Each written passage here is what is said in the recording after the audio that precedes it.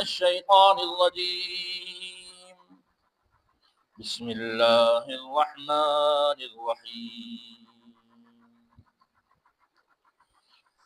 يا أيها الناس اتقوا ربكم الذي خلقكم من نفس واحدة وخلق منها زوجها وبث منهما رجالا كثيرا ونساء واتقوا الله الذي تساءلون به والأرحام إن الله كان عليكم رقيبا.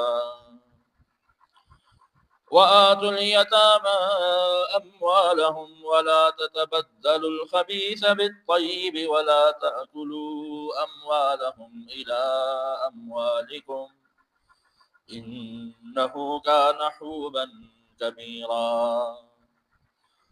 وإن خفتم ألا تقسطوا في اليتامى فانكحوا ما طاب لكم من النساء مثنى وثلاث ورباع فإن خفتم ألا تعدلوا فواحدة أو ما ملكت أيمانكم ذلك أدنى ألا تعولوا.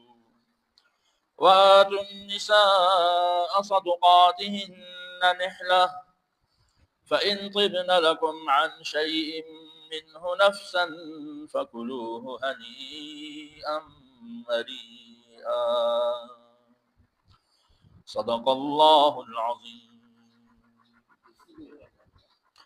بارک اللہ وإیاکم.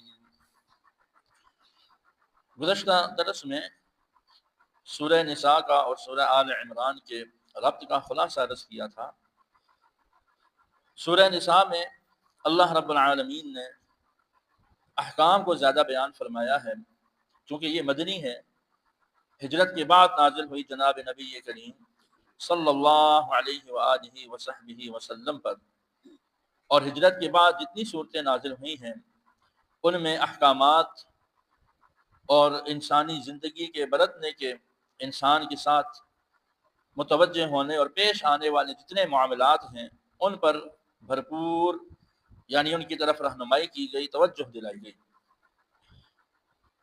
انسان کی تخلیق اور پھر انسان کی تخلیق کے بعد دنیا میں آنے والے اس کے احوال اور واقعات جو اس کی اپنی ذات سے، پھر اس کے سب سے قریبی اعزاء کے ساتھ، والدین ہوں، بیوی بچے ہوں، اس کی اپنی ذات ہو، پھر انسان عاقل کی دوسری منزل یعنی جب وہ بلوغ کی حد کو پہنچتا ہے پھر اس پر کس طرح کے احکامات لاگو ہوتے ہیں. نکاح ہے، ایک نئی زندگی کا آغاز ہے، آگے اور بہت سارے معاملات ہیں جس کا اس نے سامنا کرنا ہے. پھر نتیجتاً آگے جا کر کے اس دنیا سے جانا بھی تو ہے. اس کے اپنے وہ امور جو دنیا سے جانے پر پیش آئیں گے یا اس کے انہی قریبی عزیزوں میں سے اس کے والدین ہوں، اس کی اولاد ہو، بیوی ہو، یا اگر وہ عورت ہے تو اس کا خاوند ہو وغیرہ وغیرہ، ان میں سے جو بھی پھر دنیا میں سے چلا جائے گا تو اس کا جو ترکہ ہوگا، وراثت ہوگی، وہ کس طرح تقسیم ہوگی. سورہ نساء کی ان شروع کے 1-2 رکوع میں انہی پر اللہ تعالیٰ نے کلام فرمایا کہ پہلے تو تم اپنی تخلیق کو دیکھو، ہم نے تمہیں پیدا کس طرح کیا. کسی کو پیدا کرنے کے عقلاً جتنے طریقے ہو سکتے تھے وہ سب اللہ تعالیٰ نے اختیار فرمائے ہیں. بغیر کسی جاندار کے پیدا فرما دیں وہ حضرت آدم علیہ السلام ہیں. آپ کا نہ کوئی والد ہے نہ آپ کی کوئی والدہ ہے. اور صرف مرد سے اللہ پیدا فرمائے وہ بھی اللہ نے کر کے دکھایا. اما حوا کو آدم علیہ السلام کی بانی پسلی سے پیدا فرمایا. صرف عورت سے پیدا کیا جائے یہ بھی اللہ تعالیٰ نے دکھایا. اور کس کو پیدا کیا؟ حضرت عیسیٰ علیہ السلام کو. اور پھر ایک توالد اور تناسل کا عام قاعدہ ہے کہ مرد اور عورت کے ساتھ سلسلہ آگے چلے، وہ عمومی رکھا، لیکن اپنی قدرت کاملہ کا اظہار بھی فرمایا میں اس پر بھی قادر ہوں کہ صرف عورت سے سلسلہ شروع کر دوں، میں اس پر بھی قادر ہوں کہ صرف مرد سے آگے پیدائش کا سلسلہ شروع کر سکوں، اور میں اس پر بھی قادر ہوں، یعنی میں محتاج نہیں ہوں کہ ماں باپ ہوں گے تو اولاد آئے گی، میں بن ماں اور بن باپ کے بھی اولاد پیدا کرنے پر قادر ہوں۔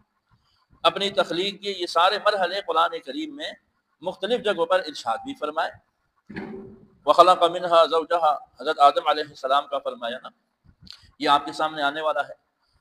اب ایسی ذات بابرکات جو ہر قسم کی تخلیق پر قادر ہے، لہٰذا اس خلق کو پرورش دینے، اس کو پالنے، اس کو زندگی کے مراحل سے ہر مرحلے میں کس طرح اس نے گزرنا ہے، کیا اس کی پوری رہنمائی دینے پر قادر نہیں؟ کیوں نہیں قادر؟ فرمایا ہم نے تمہیں پھر ان تمام مرحلوں میں پوری رہنمائی دی ہے، زندگی کے ہر شعبے کے ساتھ تم نے کس طرح گزارا کرنا ہے وہاں تمہیں سبق سکھائے ہیں، دستور حیات، نظام حیات ہم نے دیا ہے، تمہیں ویسے ہی نہیں چھوڑ دیا کہ بس پیدا ہو گئے، پیدائش ہو گئی، اب جیسے مرضی ہے کرتے چلے جاؤ، ایسا ہرگز بھی نہیں۔ اور اس کے ساتھ ساتھ اس صورت کی مبارکہ میں آگے جو دیگر احکام آئیں گے ساتھ ساتھ، ان میں پہلے ایک ضابطہ سمجھ لیجئے، یہاں پر تورات اور انجیل کے ساتھ اس صورت مبارکہ، ویسے تو سارے قرآن کریم میں، لیکن بالخصوص اس صورت میں انسانی زندگی کے حوالے سے تورات بھی، انجیل بھی اور دیگر بھی، اگر کوئی آسمانی مذہب پر عامل ہونے کا یا آسمانی کسی بھی مذہب پر اسلام کو چھوڑ کر کسی بھی آسمانی مذہب کا کوئی پیروکار ہے، تو ایک طرح سے اس کو یہاں پر چیلنج بھی ہے کہ یہ زندگی کے کتنے اہم مرحلے ہیں، پیدا ہونا، پیدائش کے بعد پھر آگے چلنا، پھر خصوصاً نکاح کے مسائل، میراث کے مسائل اور چند اہم مسائل آنے والے ہیں، یہ کتنے اہم ہیں، کس سے نکاح کرنا ہے، کس سے نہیں کرنا۔ آیا قرآن کریم کے علاوہ کیا تورات میں، کیا انجیل میں یا اور کسی بھی آسمانی مذہب میں اتنی کامل تعلیمات ہیں؟ ہرگز بھی نہیں ہے، ہرگز بھی نہیں ہے۔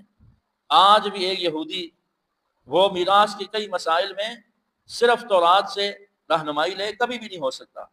انجیل میں تو خیر احکام ہے ہی نہیں، یہ یاد رکھیں، انجیل میں احکام نہیں ہیں، انجیل میں تو صرف حکایات ہیں، احکام تورات میں تھے اور وہ بھی انہوں نے گڑبڑ کر دیے۔ گویا اب اگر کوئی آدمی کسی بھی آسمانی مذہب پر عمل کر کے زندگی گزارنا چاہتا ہے تو اسے سارا زندگی کا دستور حیات ملے گا، تو صرف اور صرف کہاں ملے گا؟ وہ اللہ کے کلام قرآن کریم میں ملے گا، اجمالاً یا تفصیلاً۔ اور اگر اس کی تفصیل چاہیے تو وہ کہاں ملے گی؟ سنت مطہرہ میں ملے گی۔ جناب محمد الرسول اللہ صلی اللہ علیہ وآلہ وصحبہ وسلم نے امت کو کر کے بتایا جو اعمال آپ کی شان کے مطابق تھے، یا تعلیمات ارشاد فرما دیں، حضرات صحابہ کرام نے کر کے دکھایا، فقہائے امت نے امت کے لیے اسے آسان کر کے پیش کر دیا۔ ایسا کامل، مکمل اور اکمل دین ہوتے ہوئے پھر آخر میں خلاصتاً فرمایا، اگر کوئی دائیں بائیں دیکھے گا، نولیہ ما تولی ونصلہ جہنم وساءت مصیرا۔ باقی تفصیل